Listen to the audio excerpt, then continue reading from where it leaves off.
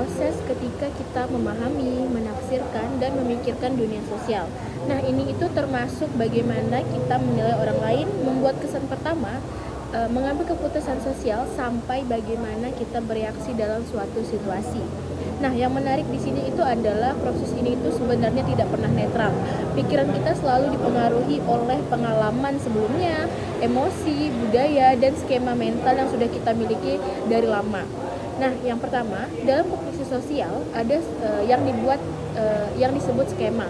Nah, yaitu kerangka berpikir yang memandu cara kita memahami orang lain. Nah, skema ini itu membuat kita bisa memproses informasi dengan cepat, tetapi juga bisa membuat kita salah menilai orang lain. Contohnya, kalau kita berpikir bahwa seseorang itu pendiam berarti sombong. Nah, di situ itu kita cenderung menafsirkan perilaku mereka sesuai skema itu, padahal bisa jadi dia cuma malu. Yang kedua, kognisi sosial seringkali menghasilkan uh, kesalahan dalam berpikir sosial. Dua yang paling sering terjadi adalah confirmation bias dan negativity bias.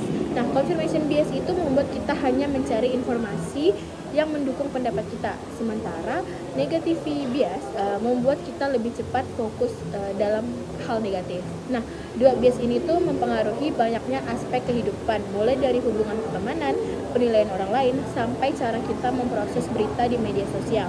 Nah, yang ketiga, kognisi sosial juga sangat dipengaruhi oleh emosi. Nah, suasana hati atau mood kita dapat membuat penilaian terhadap orang lain menjadi sangat berbeda. Misalnya, ketika kita lagi bahagia nih, nah kita tuh cenderung berpikir lebih positif dan lebih mudah memaafkan. Tapi kalau mood kita sedang buruk, kita lebih mudah salah paham atau berprasangka negatif. Nah, ini itu menunjukkan bahwa menilai orang lain tidak hanya soal logika, tetapi juga tentang kondisi emosional kita saat itu. Yang keempat, kognisi sosial juga relevan sekali di era digital. Di media sosial, kita terbiasa membuat penilaian cepat berdasarkan foto, caption, ataupun komentar.